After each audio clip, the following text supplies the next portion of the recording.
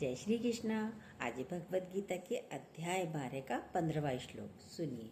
बहुत अच्छा है, पूरा जरूर सुनिएगा।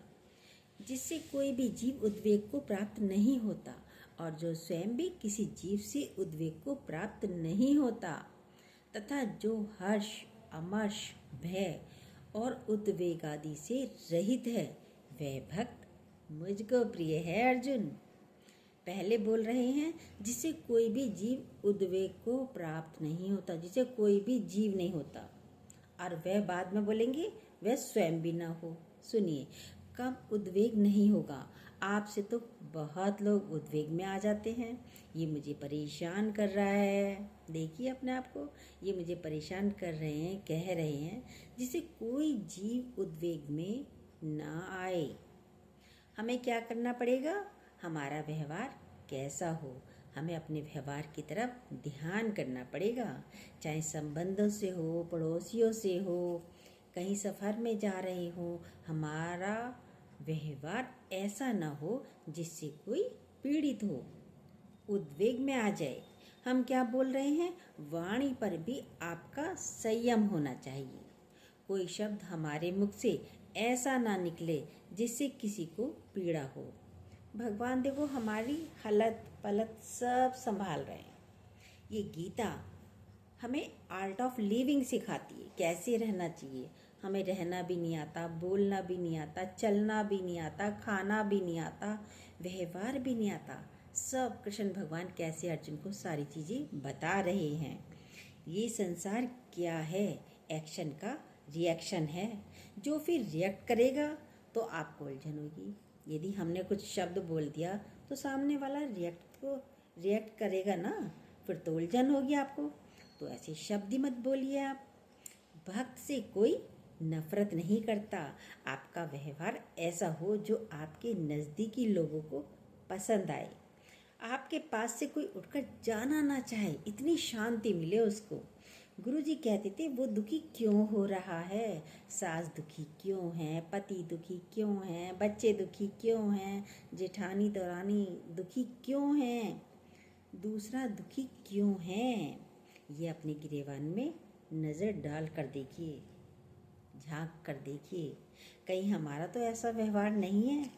कारण खोजिए, अपने में ही कारण खोजिए, दूसरे में नहीं कि वो तो दुखी रहने की उसको तो आदत है, इसलिए नहीं। और जब कोई कारण नहीं होगा तो आपके भीतर वाला शांत रहेगा। और यदि आपसे हुआ है, कोई कारण आपके द्वारा है, तो आप भी शांत नहीं रह पाओगे। कोई व्यक्ति ऑफिस से आया, पत्नी ने जोर जोर से चिल्लाना शुरू कर दिया, लड़ाई झगड़ा शुरू कर दिया। यदि कोई कारण नहीं होगा तो आप हंसकर बोलोगे, भाई फालतू में क्यों चिल्ला रही हो? किसी से लड़ाई हो गई है क्या? किसी से झगड़ा हो गया है क्या? देखिए अपने आप को। तो कहीं ना कहीं कारण यदि आप होंगे तो आप हंसकर नहीं बोल पाओगे उससे, आप सौम्यता का व्यवहार नहीं कर पाओगे। ज्ञानी का उठना, बैठना, चलना देखिए। सासें क्या कहती हैं? मैंने कुछ कहा क्या? मैंने थोड़ी कुछ कहा है। इसका तो मुंह बना ही रहता है। बोलने का तरीका देखिए, मुंह से तो नहीं बोला शब्द बोला भी नहीं और बोल भी दिया, अर्थ तो अलग अलग है। मैंने कुछ कहा क्या? अरे इसे ही आप प्यार से बोल दीजिए। पुराने ज़माने में सासें कैसी होती थी? बहू कहे, माँ जी मुझे मायके जाना है, मम्मी का लेटर आया है, मैं मायके चली जाऊँ। तो सास क्या कहती थी? मैंने मना किया है ना, मैंने मना किया है क्या? अरे आपने मना किया तो नहीं, पर कहने के तरीके को तो देखिए, मैंने मना करा है क्या? कमाल है। अब बहू बेचारी कैसे पूछेगी? वैसे आप कह रहे हो मैं तो कारण नहीं हूँ किसी की उलझन का। देखिए बहू की क्या हालत हो गई होगी। ये मत कहिए अरे ये तो परेशान होता रहता है, नहीं, पूरी बात सुनिए। बहुत अच्छी, हमारे शब्दों पर भी विचार डालने को, कैसे डालना है ये भी, क्यों हम किसी और को उद्वेग में लाते हैं और क्यों हम खुद भी उद्वेग में आते हैं, ये भगवान श्री कृष्ण अर्जुन को समझा रहे हैं। और वो अर्जुन हम ही हैं। बच्चा भी आपसे नाराज है तो देखिए हमसे क्यों नाराज है। भक्ति हमारे अंदर होगी तो हमारा व्यवहार भी सौम्य होगा। आपका व्यवहार कठोर तो नहीं है। देखिए अपने आप को, शब्द आपके कौन से निकल रहे हैं दूसरों के लिए। द्रौपदी का क्या हुआ? महल बना था, जहाँ पानी नहीं वहाँ पानी दिख रहा है, और जहाँ पानी है वहाँ सूखा दिख रहा है। दुर्योधन को तो पता नहीं, दुर्योधन ने सूखा समझकर पैर रखा और गिर गया, फिसल गया। महाभारत युद्ध का कारण क्या था? द्रौपदी की वही हंसी। एक तो व्यवहार हंसी, दूसरों पर आप हंसे। भाई क्यों हंस रहे हो? किसी का मजाक उड़ाना भी गलत बात है। चलो ये भक्त के लक्षण नहीं है, लेकिन आज द्रौपदी हंसी दुर्योधन के गिरने पर हंसने तक ही यदि सीमित रह जाती तब भी महाभारत तक नहीं पहुंचती बातें।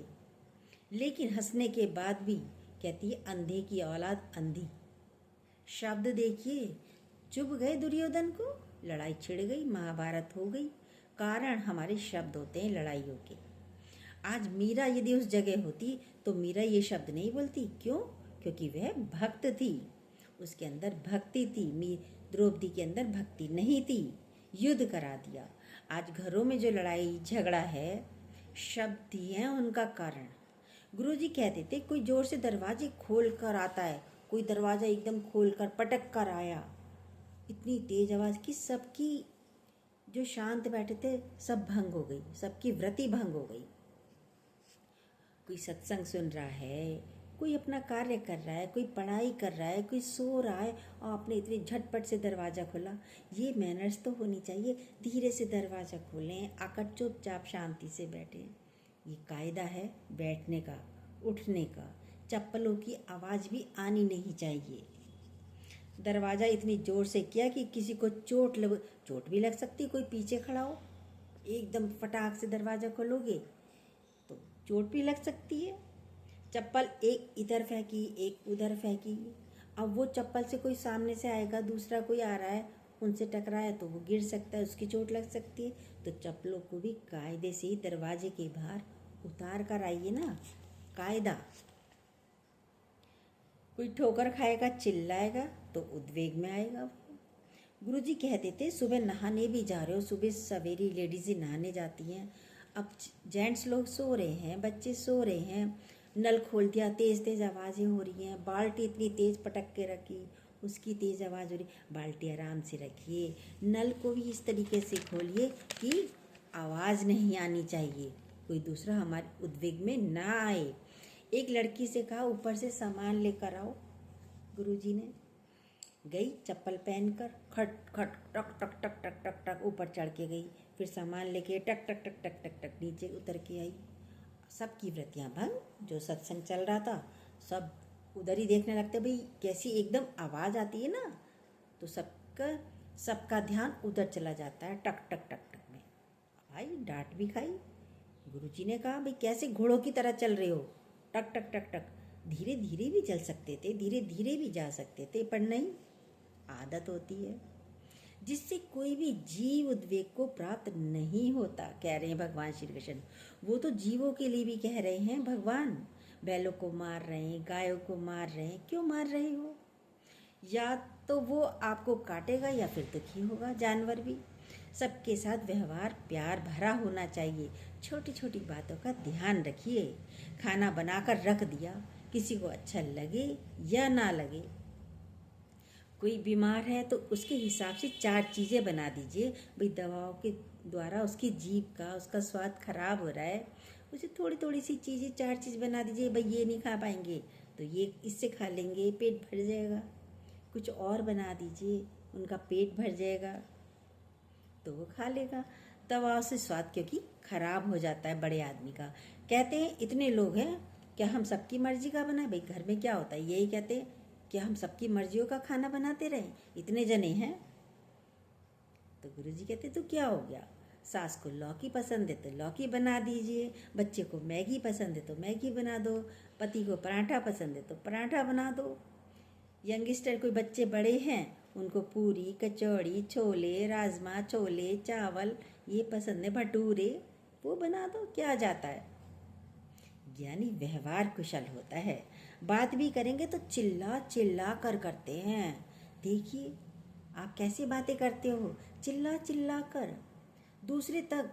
दूसरे से सामने वाले से बात कर रहे हो और तीसरे को आवाज़ आ रही है। ये ज्ञानी के लक्षण नहीं होते, ये पढ़े लिखे के लक्षण नहीं होते हैं। फॉरेन को देखिए, अंग्रेज जो आते हैं, गाड़ी में पीछे बैठे हुए हैं पति पत्नी, पीछे आपस में बातें कर रहे हैं, पर आगे वाली सीट वाले को भी आवाज़ नहीं आती जरा भी कि वो बात क्या कर रहे हैं। आवाज़ें इतनी तेज़ हमारे यहाँ तो कि किसी का बीपी हाई हो जाए। एक स्त्री बीमार थी, कोई चली गई, भाई चलो जाते हैं देख के आते हैं, सत्संगी थी, जाकर उन्हें भजन सुनाने लगी। भजन भी बहुत ज़ोर ज़ोर से, उनका तो बीपी और हाई हो गया, उनके तो सर में और दर्द हो गया। देखिए आप किसी को आराम दे रहे हो या कष्ट दे रहे हो। बोला भगवान श्री कृष्ण ने, जो स्वयं भी किसी जीव से उद्वेग को प्राप्त नहीं हो, स्वयं भी उद्वेग को प्राप्त नहीं होना किसी से भी। यह तो ठीक है कि कोई हमसे उद्वेग में नहीं आए, पर हम भी नहीं आए। हम तो छोटी छोटी बातों में उद्वेग में आ जाते हैं, यानी क्रोध में आ जाते हैं, गुस्से में आ जाते हैं। उसने ऐसा किया, उसने ऐसा कहा। अपने आप को उत्तेजित मत होने दीजिए। व्यवहार उसका, बातें उसकी, शब्द उसका, मुंह उसका, हमारे ऊपर क्यों प्रहार हो जाता है। देखिए अपने ऊपर, अपने आप को। उनका तो स्वभाव है, आप उद्वेग में क्यों आते हो। एक पिता तो हर समय उलझा ही रहता था, सारा समय उसको कलेश करने की आदत थी। बेटा यदि अच्छे कपड़े पहनकर दुकान पर जाकर बैठता है तो तुरंत बोलता है, क्या मुफ्त का पैसा है, आ गए बन सवन के आ गए, मेहनत करनी नहीं पड़ती ना, कमाता तो मैं हूँ, तुम पहनकर मज़े लो, मज़े लो मज़े। बोलने के शब्द कैसे बोलते हो। बेटा बेचारा परेशान रहता था, चलता रहा ऐसे ही। बेटा थोड़े दिनों तक सुनता रहा, अच्छे से तैयार होता था, जाकर दुकान पर बैठता था कि पिता की मदद करूं, पर पिता तो इन्हीं शब्दों को बोल दिया करता था। वह रोज़ रोज़ सुनकर आखिर परेशान हुआ। एक दिन सिंपल से कपड़े पहनकर, बिल्कुल सिंपल कपड़े पहनकर, पुराने कपड़े पहनकर दुकान पर जा बैठता है। सोचा आज तो पिता खुश हो जाएंगे, आज कुछ नहीं बोलेंगे, आज क्रोध नहीं करेंगे।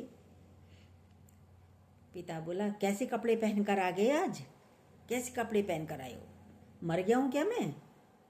बताओ, ना ऐसे चैन ना वैसे चैन। अच्छे पहने तो बोलना है, बुरे पहने तो बोलना है। देखिए अपने आप को, किसी तरीके से भी चैन नहीं। ना उद्वेग में लाइए, ना उद्वेग में आइए। अपने आप को साधते रहिए। मीरा क्या उद्वेग में आई। भक्त उद्वेग में नहीं आता है। वो क्रोध करता है तो मुझे क्रोध आ जाता है। कहते ना, वो उसने क्रोध किया ना तभी मुझे क्रोध आया। आप अपनी भक्ति में लीन रहिए, अपनी भक्ति में लीन रहिए। अंदर भी हलचल नहीं होनी चाहिए। बहुत छोटी छोटी सी बातें घरों में होती रहती हैं, छोटी छोटी बातें होती हैं, समझदारी से चलिए। भक्त अपनी मन भक्ति में डूबे रहते हैं। ऐसा नहीं कि उन्हें कष्ट नहीं होता है या कष्ट नहीं आता है। आज प्रहलाद को कितने कष्ट मिले, क्या वो उद्वेग में आया। गरम खंबे से बांध दिया गया, क्या वो उद्वेग में आया। नहीं, उसे ऊपर से फेंक दिया गया, उसके अंदर कोई उद्वेग नहीं। बुद्ध को गाली दी, क्या वे उद्वेग में आए, नहीं आए। उनके अंदर भक्ति है तो कोई रिएक्शन नहीं होता। भक्त के अंदर कोई रिएक्शन नहीं होता। आपको तो गाली दे देगा, आपको तो गाली लग जाएगी, आप भी पलट कर गाली दे दोगे उसको। हमें भी गुस्सा आ जाता है ना, वो गुस्सा करता तो क्या हम गुस्सा ना करें। प्रेम में डूबे हैं तो सुनाई ही नहीं देता। एक मोबाइल में इतना बिजी था लड़का, और ऊपर से वो लीड और लगा लेते हैं। पटरी से उतर के जा रहा, ट्रेन की आवाज़ नहीं आई, मर गया, कट गया, ख़त्म जिंदगी। देखिए, नॉवेल में बिजी है तो माँ आवाज़ें देती रहती है तो सुनाई नहीं देता है। आप परमात्मा की भक्ति में लीन रहो तो सुनाई नहीं देंगी ये बातें। लकीर पड़नी नहीं चाहिए माथे पर शिकन की। जरा भी किसी ने क्या कहा, कहा तो कहा, उसका मुंह वो जाने। फिर मिटानी पड़ती है, क्योंकि पड़ी लकीर तो मिटानी पड़ेगी। कोशिश हो हमारी वजह से कोई उद्वेग में ना आए, ये हमारी भक्ति है। अब है जो हर्ष, अमर्ष, भय और उद्वेग आदि से रहित है, वह भक्त मुझको प्रिय है। क्या है, आप किस किस चीज़ में खुश होते हैं? देखिए, मनुष्य खुश तभी होता है जब उसके अनुकूल परिस्थितियां होती हैं। जो वो चाहता है वो उसको मिल जाता है, जो नहीं चाहता वह प्रतिकूलता है। जो अनुकूल परिस्थितियां हैं तो हर्ष है, खुश है। अनुकूल और प्रतिकूलता हमारी इच्छाओं पर निर्भर करती है। लाइट चली जाती है तो एक आध लाइट बंद हो जाती है, तो थोड़ा सा रोशनी का फर्क पड़ जाता है। चलिए कोई बात नहीं, जैसे ईश्वर इच्छा उसी की रजा में राजी रहना चाहिए। ये तो आती और जाती रहती है। ये चाहते हैं, ये हम नहीं चाहते हैं। देख क्या करते हैं, ये हम चाहते हैं और ये चीज़ हम नहीं चाहते। प्रतिकूल चीज़ों को हम नहीं चाहते। जो प्रतिकूलता कोई चाहता है, नहीं चाहता। सब अनुकूलता को चाहते हैं। मनुष्य ज़्यादातर परिस्थितियों को चाहेगा। वस्तु मिलती है तो खुश, नहीं मिलती है तो दुखी हो जाता है। आज बच्चा पैदा हुआ तो खुशियाँ मना रहे हैं। पहले तो बेटा पैदा होता था तब खुशियाँ मनाते थे, ढोल बजाते थे। आज तो फिर भी बेटी भी होती है तब भी खुशियाँ मनाते हैं, ढोल बजाते हैं। चिड़िया पेड़ पर बैठी थी, ढोल की आवाज़ सुनकर परेशान हो गई। किसी के बच्चा हुआ, लड़का हुआ, संतान होने पर ढोल बजा रहे थे। चिड़िया पेड़ पर बैठी थी, चिड़िए परेशान। छोटी सी चिड़िया बच्चा बोली, अरे मम्मी, चिड़िया से बोली, ये क्यों इतना शोर कर रहे हैं? कह रही इनके घर संतान पैदा हुई है, इसलिए ये शोर ढोल बजा रहे हैं। बोली हम तो इतने अंडे देते हैं, हम तो ढोल नहीं बजाते।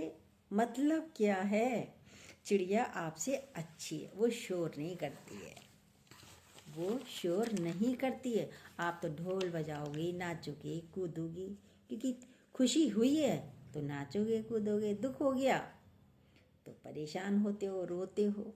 संतान नहीं हुई तो दुखी हो जाते हैं। बिजनेस चल गया तो खुश हो जाते हैं। बोला ना, जन्म हुआ तो खुश और मृत्यु हुई तो दुखी हो जाते हैं।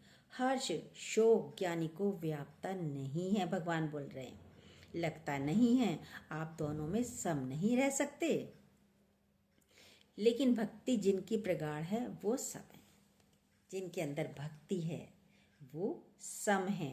भक्त ना हर्षित होता है और ना दुखी होता है। क्यों? क्योंकि उसे संसार की वस्तु की चाहना नहीं है। चाह होगी, मिलेगा तो खुश, नहीं मिलेगा तो फिर दुखी हो जाएगा। आनंद अलग चीज है, सुख दुख अलग चीज है। सुख और दुख अलग है, आनंद अलग है। आनंद हमारी अवस्था है जो किसी चीज के ऊपर आधारित नहीं होता। न वस्तुओं, न पदार्थों, न परिस्थितियों पर, किसी पर आधारित नहीं होता है। हम सोचेंगे इसकी वजह से हम खुश हो रहे हैं, इसकी वजह से हम दुखी हो गए आज। भक्त अपनी भक्ति में आनंद में रहता है। कितनी बार कबीरदास जी की बात आती है। कबीरदास जी को कोई गाय दे गया। अब गाय आ गई तो गाय का दूध मिल रहा है पीने को, मट्ठा मिल रहा है, पनीर मिल रहा है, दही मिल रहा है। सारे शिष्य भी बड़े खुश, खीर बना रहे हैं, सब खुश। अब एक व्यक्ति देख रहा था, ये तो बड़ा खुश हो गया कबीर, गाय आने पर इतना खुश हो गया। उसने उसकी गाय चोरी करी और कहीं और बांध आया कबीरदास जी के पास। अब देख क्या हूँ, अब तो कबीर रो रहे होंगे, दुखी होंगे, परेशान होंगे। आए, कबीर तो बैठे सत्संग कर रहे थे। अरे कबीर, तुम्हारी गाय चोरी हो गई? कह रहे हाँ। तो तुम पर कोई फर्क नहीं पड़ रहा क्या? तुम तो आज भी मस्त, अपनी मस्ती में मस्त हो, सत्संग कर रहे हो, खुश थे कबीर तो। कह रहे अरे गाय चोरी हो गई, कोई बात नहीं, अब मुझे उपले नहीं बनाने पड़ेंगे, गोबर उठाना नहीं पड़ेगा, दूध दोहने नहीं जाना पड़ेगा, तो अपना बढ़िया है, हम सही है। वरना पहले तो हमें गोबर उठाने जाना पड़ता था। ये है भक्त की बातें, ये है भक्त की रहनी। है तो खुश, नहीं है तो भी खुश, अपने मजे में, अपने आनंद में रहता है। ज्ञानी का किसी चीज़ पर अधिकार नहीं होता है। जहाँ अधिकार है वहीं दुख है। मकान खरीदा, बहुत खुश, मकान बिक गया, बहुत दुखी भी हो जाते हो। ये तभी होगा जब आपके जीवन में परमात्मा का स्थान कम होगा।